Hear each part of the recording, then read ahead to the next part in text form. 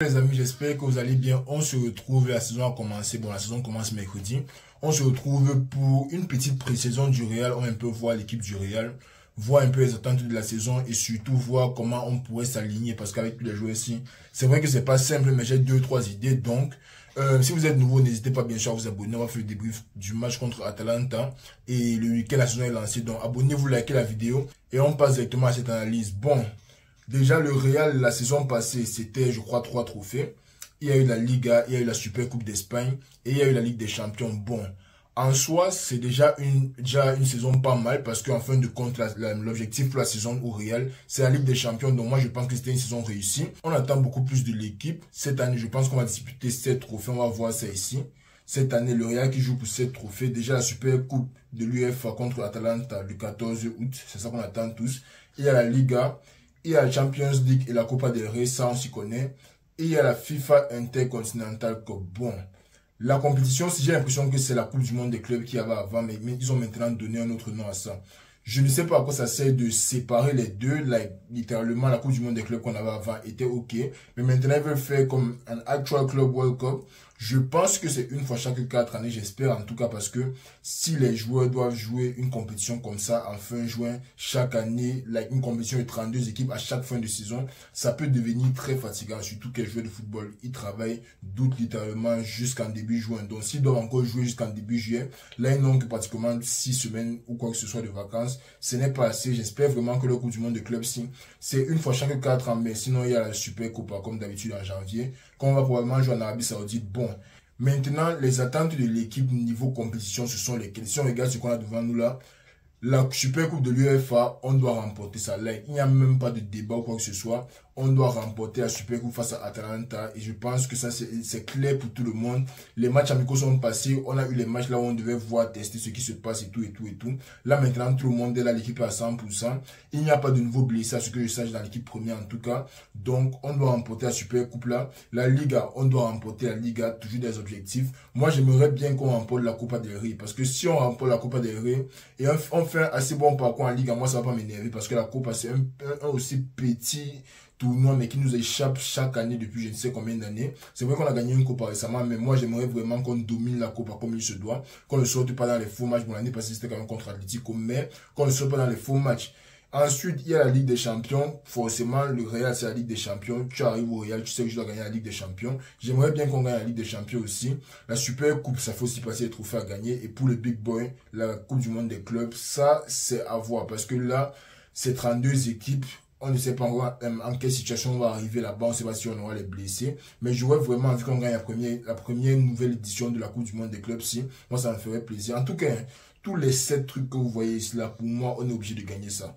On va peut-être pas tout gagner. On a dit que les 7 tournois, là, ça fait plus de 70 matchs à jouer. On va regarder la composition après. On va peut-être pas tout gagner, mais quand tu es au Real, honnêtement, l'objectif, c'est gagner, gagner, gagner. Maintenant, il y a quelques trophées qu'on a coupé, qu'on néglige un peu plus que d'autres.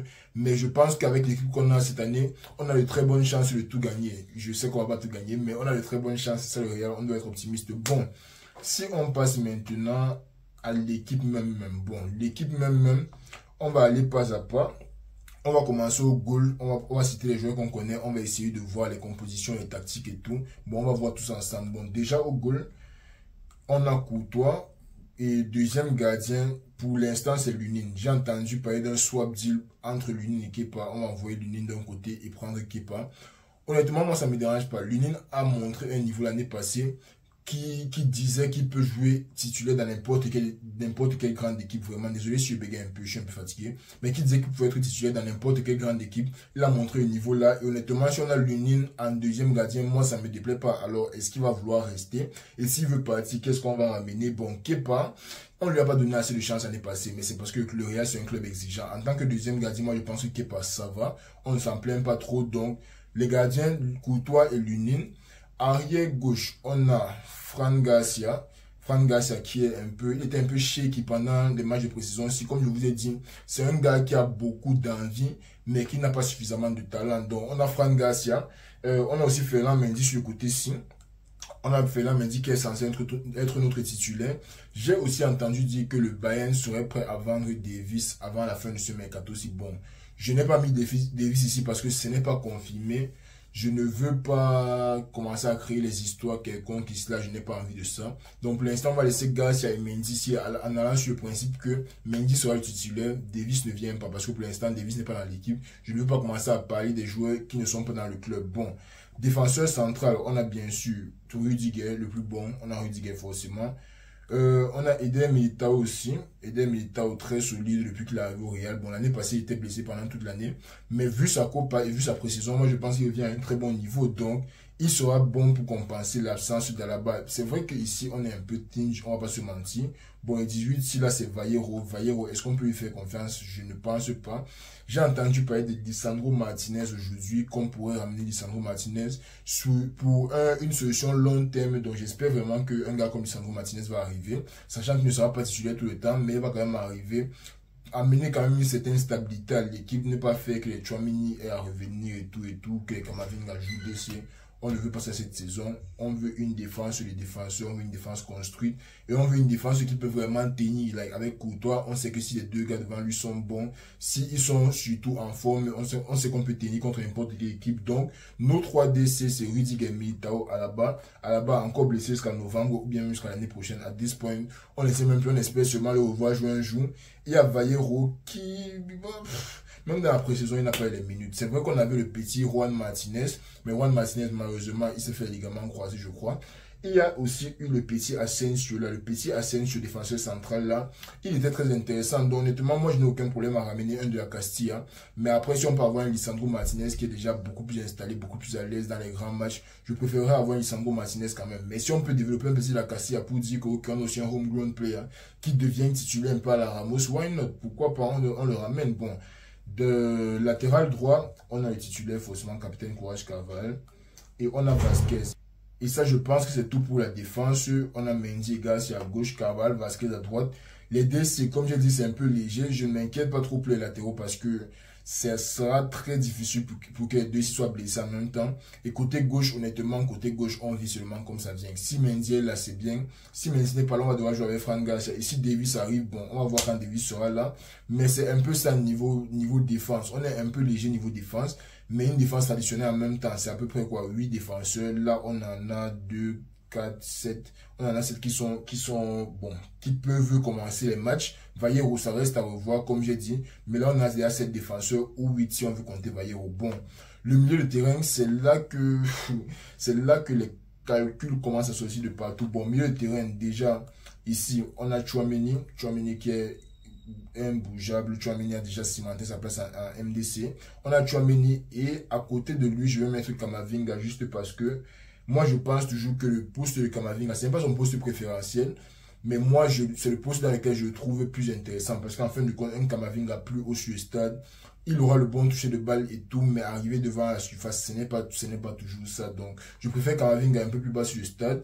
On a Valverde forcément à droite. On a Bellingham forcément quelque part ici.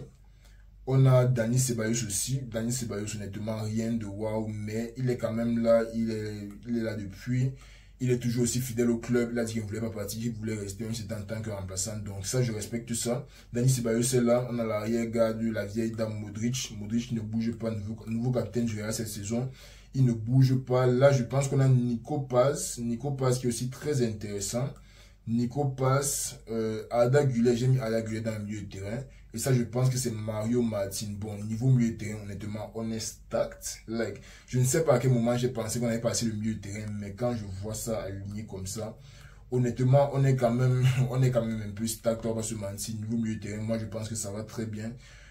Pas vraiment de renfort à aller chercher au milieu de terrain. C'est là, tout le monde a l'air d'être bon, tout le monde a l'air d'être à un niveau acceptable pour jouer au Real, personne en dessous de l'autre. Bon, peut-être on va dire Ceballos, Nico Paz, un peu en dessous Mario Martin, un peu en dessous du reste. Mais Mario Martin, moi j'ai beaucoup aimé son rôle dans la pré-saison. Reste à voir si on va le garder dans l'équipe première, parce qu'en fin de compte, on peut qu'avoir peut-être 23 joueurs par match, je ne sais pas. Mais Mario Martin, très intéressant. Et en attaque, on arrive enfin à l'attaque. Bon, je commence à droite, on va mettre Rodrigo, qui les gens disent de plus en plus qu'il va passer à City. Honnêtement, like, si Rodrigo pas à City, je ne vais pas lui en vouloir, mais moi je vais voir que c'est un lâche. Like, en fin de compte, au Real, Quand tu es au Real, tu dois jouer pour ta place, tu dois te battre pour ta place. S'il part à City, ça sera un peu comme accepte qu'un gars plus fort que lui est arrivé et il ne peut rien y faire. Pourtant, moi, je vois Mbappé comme un gars super fort, mais Rodrigo, moi je le vois comme un gars qui est assez bon pour pouvoir créer l'espace pour lui au Real. Parce que le but, c'est pas que non, on joue en 4-4-2, Mbappé a pris l'un des deux postes devant, moi je parle. Le but, c'est pouvoir te rendre utile au collectif de telle sorte que on voit qu'il y a un problème si on joue en 4-4-2 et non en 4-3-3. Donc Rodrigo, pour moi, pour l'instant, moi je le laisse là. On a Vinicius, bien sûr, notre titulaire à gauche sans problème. On a le new boy, le golden boy qui est Mbappé. Le 29, c'est Wani Latassa. Il fait, je pense, 1m88 ou 93 dans la rangée là. Très intéressant, honnêtement. Latassa, quand moi j'ai vu qu'il restait, moi ça m'a plu parce qu'en fin de compte, quand tu vois Vinicius, Mbappé, Rodrigo, il n'y a pas beaucoup de taille. Il faut un joueur pour peser sur la défense dans les matchs dans lesquels on n'est vraiment pas à l'aise. Donc Latassa, moi j'aime bien, je le mets ici. On a Brahim Diaz qui honnêtement il peut jouer à gauche comme il peut jouer à droite. Bon, si on prend Ada Güler, on le met ici, là ça équilibre un peu plus. Et on a Hendrick qui va venir se placer ici. Bon, si on regarde les joueurs qui sont ici en blanc, ça fait exactement 23 joueurs. Est-ce qu'ils seront tous appelés à tous les matchs? Je pense que non. Je pense qu'on va ajouter par exemple un DC et enlever Vallejo, enlever Mario Martin. Même Nico Paz, il y a les matchs là, il ne sera pas là. Donc voici vraiment le depth de l'équipe. Je n'ai les soucis à aucun niveau si ce n'est peut-être au poste de DC, c'est vraiment le poste de DC qui me fait réfléchir. Quand est-ce que Alaba va revenir? Est-ce que si on prend un petit de la Castilla, il pourra step up sur le level pour pouvoir tenir au moins certains matchs? Ça, c'est la grande interrogation. Bon, maintenant, si on passe à la composition d'équipe vrai. Bon, Ancelotti a dit récemment qu'il voulait donner une chance à l'équipe qui a gagné la Champions League de rejouer face à Atalanta, ce qui est tout à fait logique, honnêtement. Ce sont tous des titulaires pour la plupart en tout cas.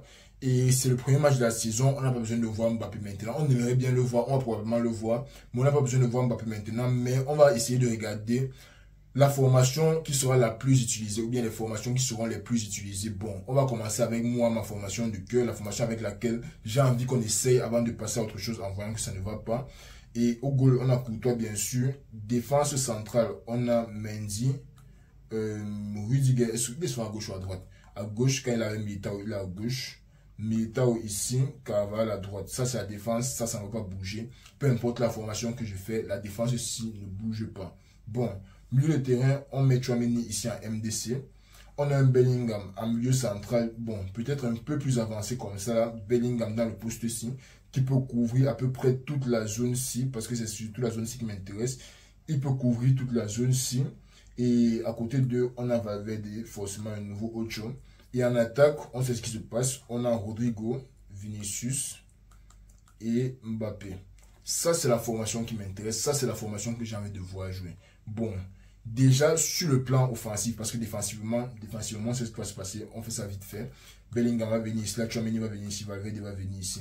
Ma question maintenant, je sais que Rodrigo peut faire les efforts défensifs et Vinicius, quand c'est important, il fait les efforts défensifs. De même sorte que on peut partir en 4-4-2 littéralement quand on n'a pas le ballon, on peut venir comme ça en 4-4-2, se poser en 4-4-2 comme ça et attendre avec Mbappé et Vinicius qui met de la pression devant. Ce que j'ai envie de voir venant de l'équipe du Real, c'est un Mbappé et un Vinicius qui savent qu'ils sont au service de l'équipe. Vinicius a montré ça plus d'une fois. On a vu le match contre City, tout le monde défendait, c'était beau, c'était organisé. Dans les matchs là où on sera en difficulté, j'ai envie que tout le monde défende au même niveau. Tout le monde doit avoir le cœur là, de pouvoir rentrer quand il le faut. Certes, on n'attend pas la même défense de Bellingham qu'on va attendre d'Mbappé. Non, on n'attend pas la même chose d'Mbappé qu'on va attendre de Bellingham. Bellingham, lui, c'est un joueur à vocation défensive, surtout dans cette formation. C'est peu importe la formation même, on sait qu'il va faire des efforts défensifs. Mais maintenant, Vinicius, Mbappé, Rodrigo, il faut que Ancelotti réussisse à les organiser. Bon, toi, tu descends défendre quand ceci se passe. Toi, tu descends défendre quand ceci se passe. J'ai vu dans la pré-saison, Hendrick, il faisait un travail défensif de fou. Il n'avait aucun problème à rentrer des kilomètres seulement pour aider en défense. Donc vraiment, moi, j'attends la même chose venant des 3-6. Je sais qu'ils ont le potentiel. Je sais qu'ils ont la capacité pour faire ça et qu'ils ont envie de donner un cœur pour l'équipe. Donc voilà, bon, maintenant, offensivement, c'est là que ça devient intéressant. Offensivement, quand tu as le ballon, par exemple, disons, désolé, offensivement, tu es placé comme ça. Bon, déjà, Ferland Mendy doit venir entrer ici. Tchouaméni va venir comme ça, les deux s'y viennent ici. Rodrigo, moi je vois un Rodrigo qui revient ici pour essayer de combiner avec Bellingham.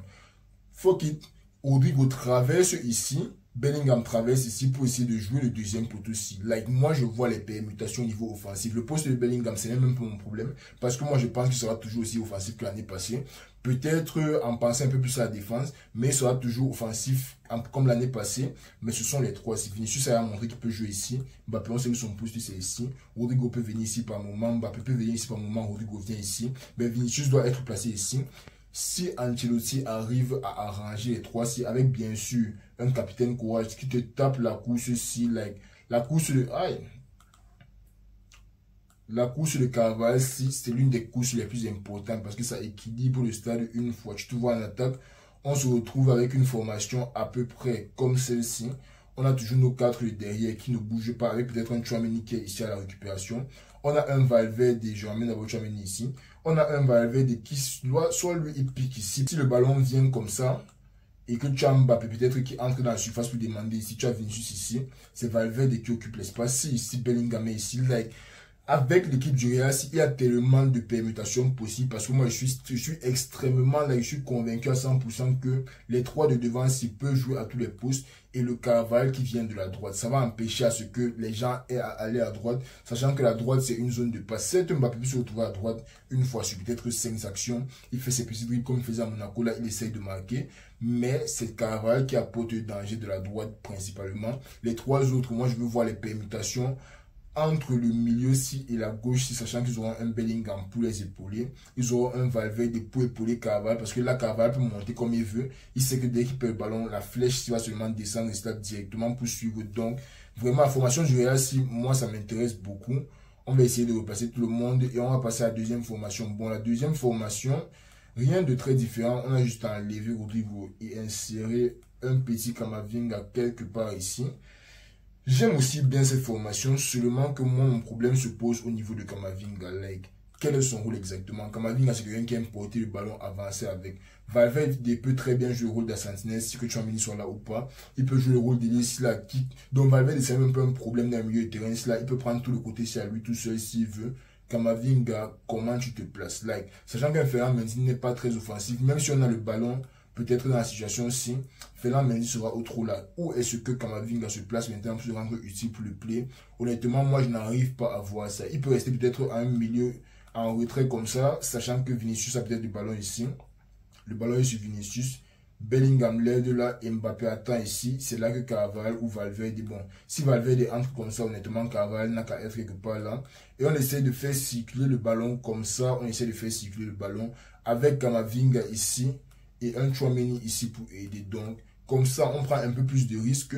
Mais à quoi sert vraiment Camavinga dans le collectif? Si c'est pas que je n'aime pas Camavinga, mais quand je vous ai dit que moi je le trouve plus intéressant au poste de Tchouaméni, c'est parce que je sais que de là, il peut parfois être offensif, certes, mais son niveau offensif là c'est limité à un certain niveau. Il ne peut pas aller plus que ça, il ne peut pas faire plus que ça. Pas parce qu'il ne peut pas, mais parce que le jeu le limite à faire que ça et rentrer à son poste gardien, un positionnement concentré. Camavinga plus offensif sur le stade, ses frappes ne m'ont pas encore convaincu, ses centres ne m'ont pas encore convaincu. Like, ballon au pied, il m'a convaincu qu'il est technique, ça c'est bon. La prise de décision, je ne suis pas très sûr. Deuxième problème, qui va nous mettre les longs ballons dans le stade? Like, literally, quand tu vois la formation du Real, si, moi je sais que Tchouaméni a une bonne patte, je sais que Camavinga peut avoir une bonne patte quand il veut, je sais que Bellingham peut avoir une bonne patte, qui va nous mettre les ballons en profondeur à Vinicius et Mbappé? Rudiger, honnêtement, Rudiger c'est un fou. Je suis persuadé que Rudiger puisse faire ça, nous jeter les ballons à Vinicius et Mbappé tout le match, mais ce n'est pas son job de faire ça. Ce n'est pas le job de Rudiger de changer à Carvalho, il faut un joueur qui a la capacité pour faire ça. Donc, à la rigueur, même moi, j'aurais inséré non pas Rodrigo ici. Il est où? J'aurais inséré un Arda Güler ici, enlevé Camavinga et j'aurais joué comme ça. Like, Arda Güler, il t'apporte beaucoup plus de diversité niveau offensif. Un peu comme Brahim Diaz. Je sais qu'il peut jouer à gauche, je sais qu'il peut jouer à droite. Dans les passes, il est là. Positionnement offensif, il est là. Toucher le bal, il est là. Et mon dernier problème avec l'équipe du Real, ce sont les coups de pied arrêtés. Parce qu'en fin de compte, il y a les coups francs, il y a les corners que Toni Kroos prenait. Les corners, si Arda Güler est au stade, on lui donne tous les corners. Like, ça, ce n'est même pas une conversation ou une négociation. Arda Güler au stade, il prend tous les corners 100 secondes. Like, si il tire de là-bas, ça soit de l'autre côté, il ne couille pas prendre. S'il n'est pas là maintenant, Honnêtement, on n'a pas beaucoup de choix. Like Mbappé, il allait avoir une bonne patte. C'est vrai qu'on ne veut pas que ce soit Mbappé qui nous connaît, mais si on n'a pas le choix, honnêtement, Mbappé est obligé de prendre les corners. Vinicius, jamais. Tchouaméni, Valverde et Bellingham, jamais. Honnêtement, c'est pas Ada Güler, c'est Mbappé ou Rodrigo. Like, si c'est pas l'un des trois, si, mieux on ne tire pas les corners, mieux on fait le jeu court. Mais pour les coups francs, honnêtement, sachant que Ada, si Ada est au stade, moi je le prends pour tirer les coups francs devant Mbappé. Like, ça c'est un no-brainer. Moi je préfère la patte d'Ada à la patte de tout le monde qui a même sur le stade, si hors du stade, à part peut-être Rodrigo qui a une bonne patte pour les coups de pied arrêtés. Mais Ada Güler, honnêtement, c'est lui ou Rodrigo pour les coups de pied arrêtés. Les penalties, Mbappé et Vinicius vont se départager ça comme ils veulent, mais les corners déjà Güler ou Rodrigo. Coup franc Mbappé, Güler ou Rodrigo. Même les corners, on peut mettre Mbappé parce qu'honnêtement, on n'a pas beaucoup de joueurs qui tirent et les joueurs qui têtent. On a 1, 2, Carvalho, premier poteau, ça fait 3, Tchouaméni, Bellingham. Ça fait quand même 5 joueurs qui sont capables de têter. Avec un Mendy, Valverde à la récupération derrière et peut-être Vinicius à l'entrée de la surface. Mais pour les niveaux coup de pied arrêtés, moi je veux voir soit Arda Güler, soit Rodrigo. Si Rodrigo part avant le début de la saison, si là moi ça va me faire tellement mal, j'espère qu'il va rester. J'espère qu'il va nous donner au moins une saison pour donner à Ancelotti le temps d'essayer de comprendre ce qui se passe et arranger tout ça dans le milieu de terrain. Mais sinon, je pense que c'était tout pour le petit, on va dire quoi, analyse tactique du Real. Bon, je ne sais pas si ça fait beaucoup de sens pour vous, ça fait quand même plus de 20 minutes que je record. Je ne sais pas si ça fait beaucoup de sens pour vous, mais honnêtement, le Real cette saison, on attend tous les trophées. Si je dois donner mes predictions, on va gagner la Liga, la Champions League et la Intercontinental Cup. Bon, la Super Coupe du UEFA et d'Espagne, c'est pratiquement sûr qu'on va gagner ça pour moi. Like, pour moi, ça serait une compétition auquel on ne doit même pas penser. C'est vraiment la Ligue qui est 38 matchs, la Ligue des Champions, là où le format a changé et il y a les meilleures équipes au monde. C'est vraiment là-bas que j'attends voir nos joueurs. Et à la Coupe du Monde des clubs aussi, ça sera très intéressant, les amis. Dites-moi ce que vous en avez pensé en commentaire.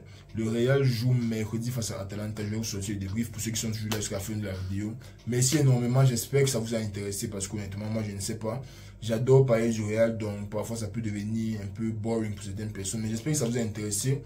Prenez soin de vous, les amis. Rendez-vous jeudi pour le début du match Real-Atalanta. On est ensemble.